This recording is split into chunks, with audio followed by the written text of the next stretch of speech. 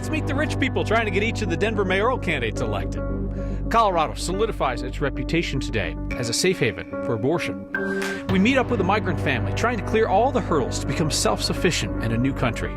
And we end the week as we have for 346 weeks now, by handing the microphone to your neighbors to let them talk about whatever is good in their lives. My good news is getting kids into cars. Get in, viewers. We're going newsing on Next. Migrants newly arriving in Denver can only stay at the city-run shelters for 30 days. The city wants those families to become self-sufficient as quickly as possible. That's difficult when asylum seekers have to wait for legal approval to go work. Our Angeline McCall caught up with a family who just found an apartment. They tell her they're excited and anxious to be on their own.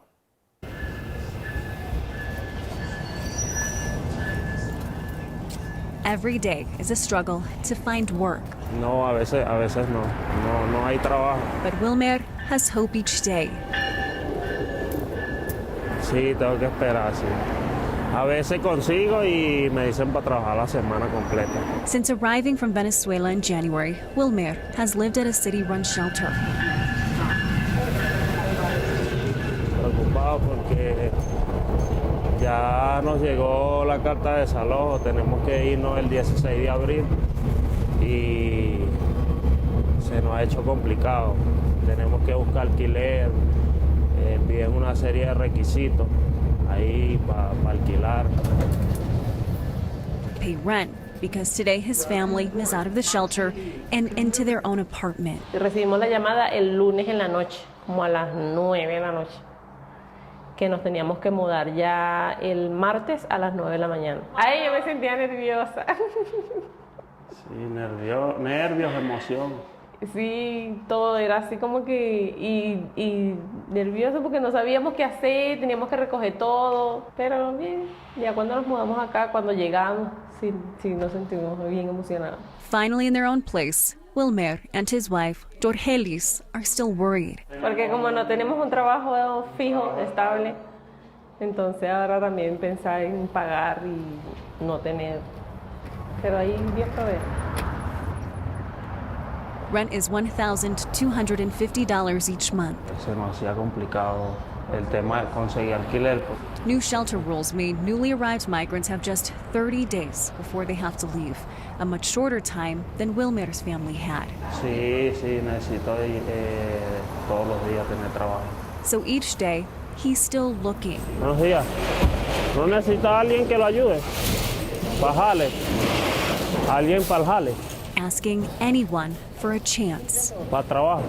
¿No tiene nadie? Ya, gracias. He knows he has to provide for the home that's now sheltering his family. Sí, ellos dependen de mí, sí. Ellos dependen de mí. Ellos son mi motor para yo salir todos los días a... What makes it hard is that Wilmer isn't far enough in the asylum process to receive a work permit. Migrants have to wait 160 days after entering the country, which means that he and his wife cannot receive a work permit until at least June. So they will have to depend on day laboring or finding odd jobs until they're able to get that permit and hopefully find something more stable.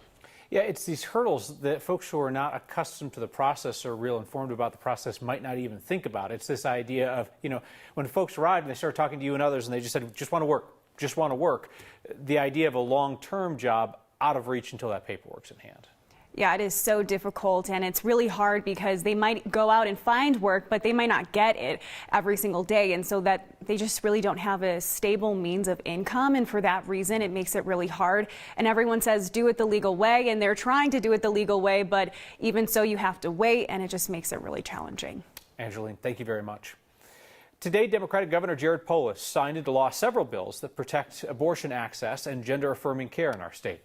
One of the bills codifies an executive order from last year, which protects abortion providers and patients from out-of-state investigations. It also extends that protection to patients that come to Colorado for gender-affirming health care.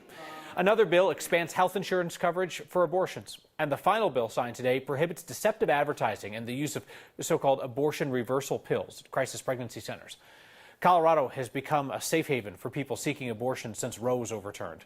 Planned Parenthood of the Rocky Mountains estimates 40% of their patients come here from other states. Nationally, the Supreme Court has decided to temporarily keep an abortion drug on the market while justices consider an appeal from the Biden administration. Last week, a district judge in Texas suspended the FDA approval for mifepristone, which is used in medication abortions. Court of Appeals partially blocked that ruling, but would have placed restrictions on the drug's use, like banning mail delivery and limiting use past 7 weeks of pregnancy. The Supreme Court's decision keeps those restrictions from going into effect this weekend. They're expected to issue another ruling next week, deciding whether the restrictions should go into effect while this goes through the courts. If mifepristone is banned, there is a second drug that is normally used alongside it that, according to the National Institute of Health, can still be safely used to terminate a first trimester pregnancy. Earlier this week, we told you about a new Democrat-sponsored proposal that would ban ghost guns in Colorado and require people with guns that don't have serial numbers to bring them in to be stamped with a serial number. Tonight's next question comes from Mark, who wants to know if that includes antique firearms. That is a smart question, Mark, especially considering that federal law didn't require guns to have serial numbers until 1968. The proposal introduced in Colorado would not apply to guns made before that point. It's focused on handmade guns without serial number, so-called ghost guns that are often 3D printed or sold in make-it-yourself kits. They're typically not sold through licensed manufacturers, and the idea is to get around background checks. It's the owner of those guns without a serial number that would be required to go to a federal firearms licensee to get it stamped. Both candidates for Denver mayor have powerful interests spending big money to get them elected. Out-of-state Democratic fundraisers for Mike Johnston and developers for Kelly Brough. As we head for the runoff in June, politics guy Marshall Zellinger looks at the people and organizations trying to influence voters. After the April 4th Denver mayoral election, Mike Johnston was first, Kelly Brough second. And they are first and second with money being spent on their behalf. $2.2 million in support of Mike Johnston, just shy of $1 million in support of Kelly Brough.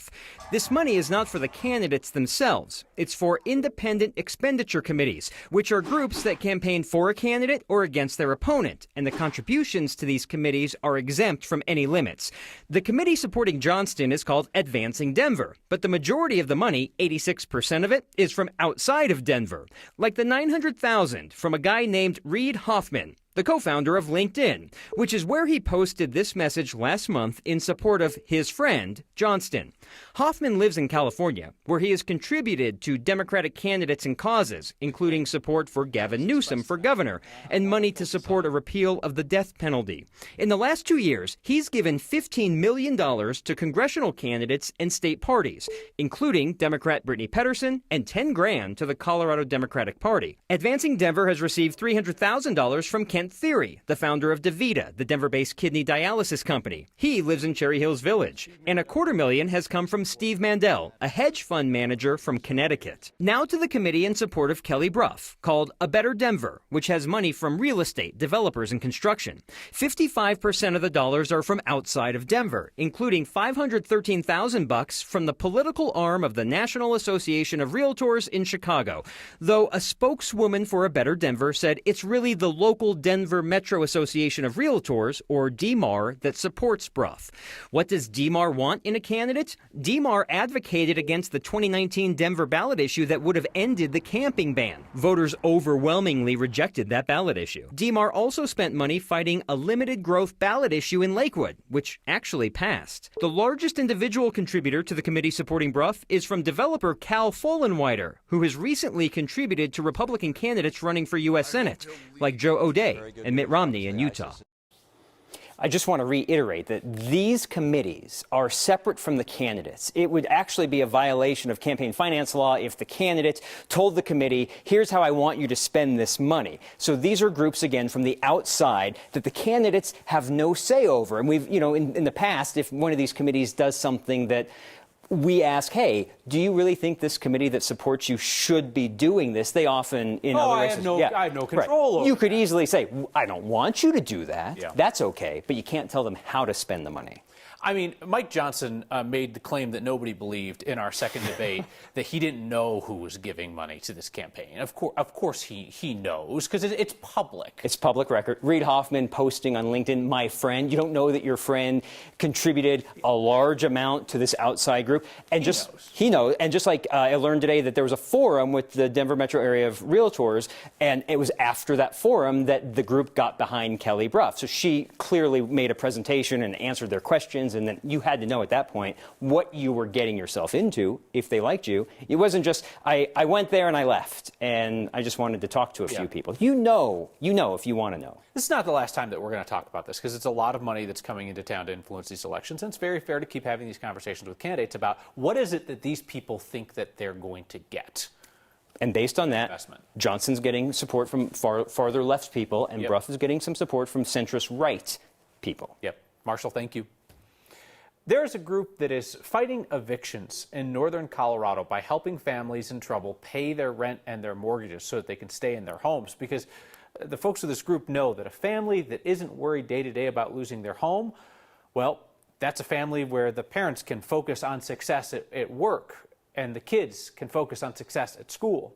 Your latest Word of Thanks microgiving campaign has raised $30,000 and counting for the nonprofit Neighbor to Neighbor since Wednesday night. Along with rent and mortgage assistance, Neighbor to Neighbor also helps families with utility bills if they're at risk of falling behind there. And they have classes for future homeowners so that they can plan a path to a stable, affordable home. Scan the QR code on your screen or text the word THANKS to 303-871-1491 if you're willing to kick in $5 to join me and a bunch of other Coloradans in donating. Here's something really cool. This rarely happens with our microgiving campaigns. Neighbor to Neighbor has a matching grant from a national nonprofit that will match our donations this week, dollar for dollar, up to $25,000. All that snowpack's got to go somewhere. As temperatures rise, western slope towns are seeing flooding. A sudden closure for a theater at the center of the metro area that was the center of generations of memories. It's a sad day for movies, it's a sad day for theaters, and a sad day for Colorado. And we end the week the way we always do, with your good news. Next.